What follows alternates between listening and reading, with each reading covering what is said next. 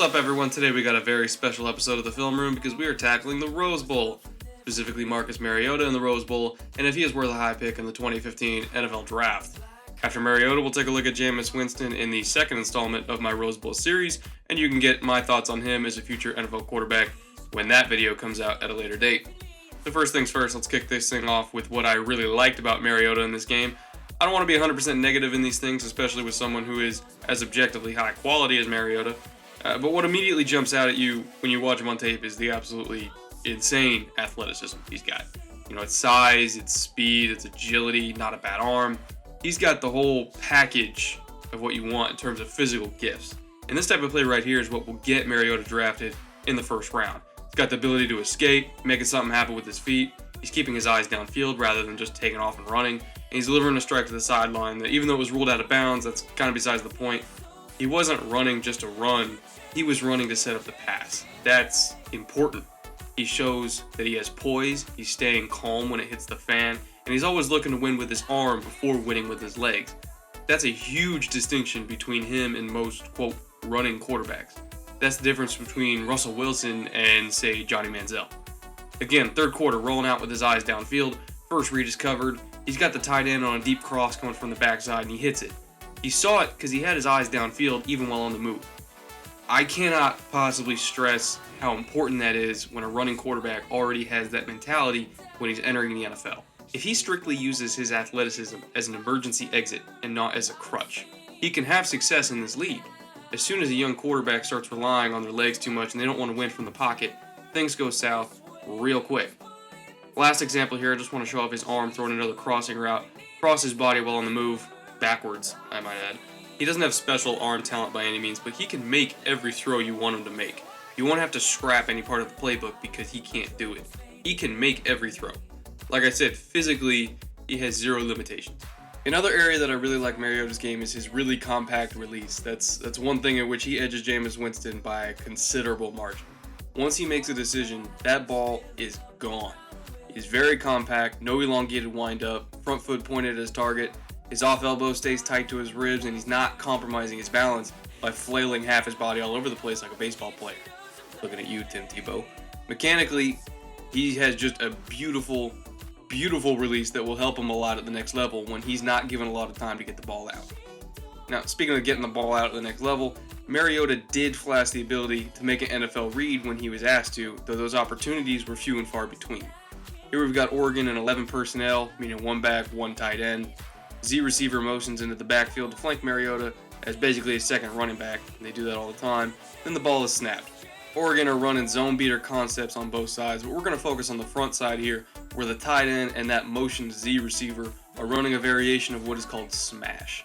Now, a smash concept is simple. The whole goal is to overload or smash a zone defender, usually a cornerback, by giving him an impossible choice between two receivers on the same side of the field that are running routes at different depths. One behind him, one in front of him. Now, smash concepts usually include what is called a corner route as the deep read and either a hitch or some other route to the flat as the underneath read. Now, the deep read is open more often than not because safeties in a cover 2, that being two deep zones, are always keenly aware of the middle of the field being a weak spot in that coverage. Now, a lot of safeties in a cover 2 will cheat inside to take away the middle of the field, which then gives whoever is running the corner route good leverage to make a wide open catch near the sideline. So first things first when running smash is for the quarterback to check the safety's position and whether or not he's cheating on an in-breaking route like a post or a dig. If he's got favorable position there, then he's reading the corner's drop to see if he's carrying the corner route or sitting on the underneath receiver. If the corner takes the deep read away, the underneath read is always open for some nice yards after catch. If the underneath read is taken away, then he's got the corner route for a big gain. That's smash in a nutshell. So in this clip, we see Mariota reading the safety, leveraging inside. He sees Darby sitting on the underneath read and not carrying the corner, and then he fires a strike to the tight end for a big gain. You can even see the safety yelling at Darby after the catch for not carrying the corner route and instead sitting on the Z receiver in the flat. It was a complete coverage breakdown on Darby's part, and Mariota took advantage of it just like you want to see from a highly touted quarterback prospect. And these are the kinds of reads and throws he has to make at the professional level if he wants to last more than a couple of seasons. Now, that being said, the major issue with him is that those, what I like to call NFL throws, were very few and far between. Mariota played 70 offensive snaps in this game and threw 36 passes. Out of those 36 passes, just 13 of them were pro-style concepts, and he only completed 7 of them, whether he was in a pocket or on a designed rollout or whatever. That means that just 19% of his snaps were actual NFL concepts, and despite completing 72% of his passes on the stat sheet, he only completed 53% of his pro-style passes. That's horrible. Now, part of the reason is that he had shaky accuracy at best throughout the entire game when asked to throw downfield, as seen here, and the other part is that he just hasn't got a lot of reps reading defenses when using pro-style passing concepts, ever. He's just never done that. Now take this snap for instance, just one play after sailing it over a wide open receiver in the seam on a designed rollout. Mariota wants the out and up from the tight end off play action, but the corner, PJ Williams, who's a pretty good prospect in his own right, takes it away. Now, I love the pocket skills here to step up away from edge pressure, but then he trusts those feet too much and takes off rather than just progressing through the read to the backside where he had his running back as a check down. Now, Freeman had been breaking tackles against this defense all day, and he had a really good chance of getting a first down with some yards after catch if Mariota checked it down to him. But instead, he never progressed through the read and decides to rely on his legs instead. I talked earlier about how young quarterbacks sometimes use their athleticism as a crutch in college, and they find out the hard way that they can't get away with it in the NFL, and that's exactly what happens here. Florida State has as fast a front seven as you will ever see in college. It's 11 of the best athletes in the country all on one side of the ball. If he can't break contain here, he sure as hell won't do it consistently in the NFL. He has to win from the pocket and learn to check it down when that's available and only run as a last resort like he did earlier in the game. If he doesn't win from the pocket in the NFL, he will fail, period. Now the other reason for Mariota's bad numbers when using pro-style passing concepts was because he was just flat out missing people, as you saw earlier. If a receiver was 15 plus yards downfield, his accuracy was just not there, particularly when throwing off platform, which is a pretty crucial skill to have if you're a mobile quarterback that's going to be utilized on a lot of naked bootlegs and rollout at the NFL level. You have to be accurate on the run, and he flat out wasn't. Out of 9 off-platform downfield pass attempts of 10 or more yards, Mariota completed 2 of them. 2. I need to do more work on him in other games to see if that trend continues, but if he has major accuracy issues when not throwing screen passes, that should be a huge red flag to NFL teams. Now, perhaps the biggest red flag of all, however, is the Oregon offense itself. The majority of the Ducks system is based off of the package play system, which is rarely, if ever, used by most of the NFL. The package system is simple. It's a package of multiple plays within the same play. While the receivers run a bubble screen, the offensive line might be blocking for a run up the gut, while the quarterback has the option to pull it and run himself. Theoretically, this creates a numerical disadvantage for the defense because they either commit enough defenders to discourage the bubble screen outside for free yardage, or they commit enough defenders to the box to discourage the run and take their chances with the screen. So let's watch this live and I'll show you what I mean. Pay attention to how many defenders FSU commits to the box. If that number is 7 or more, it's an automatic check by Mariota to the screen pass because that's the weakest point of the defensive formation. Alright, here we go. FSU's got 7 in the box, automatic check to the screen. Get some yards after catch down at the goal line. That is the whole basis of the offense. You attack wherever the defense is not. If they load the box, you throw the screen. If they guard against the screen, you run the ball. And you do it at as fast a tempo as you possibly can. Again, FSU lining up, they've got 9 in the box now, automatic check to screen. You only got 2 guys covering it. Looks like it's going to go in for a touchdown, stop just short of the goal line. Yeah, but it probably should have gone for a touchdown if we're being honest. Doesn't matter, they don't even want to review. They're going to line up again, run the same play. FSU's winded, they're trying to get subs in. I mean, they're not even lined up yet. Hand it off instead of the screen, easy touchdown. That is the offense. Tempo, tempo, tempo of the same play. They just ran the same play 3 times in a row down in the red zone. But they didn't care because that's the package offense. You can just take a different option every single time you snap the ball. And it'll look like you're running different plays, but you're really not. It's the same play. And that's the majority of their offense, is that concept.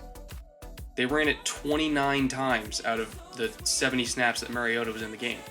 That concept, 29 times. That's 41% of the snaps. They were running that concept. That's ludicrous. That you can run the same play or the same concept that much in a game and get away with it. But that's Oregon. They run with tempo and they do it so fast that, I mean, you can't stop it because you're gassed and, I mean, you know what's coming, but you're just exhausted. They're better conditioned. They're just better than you.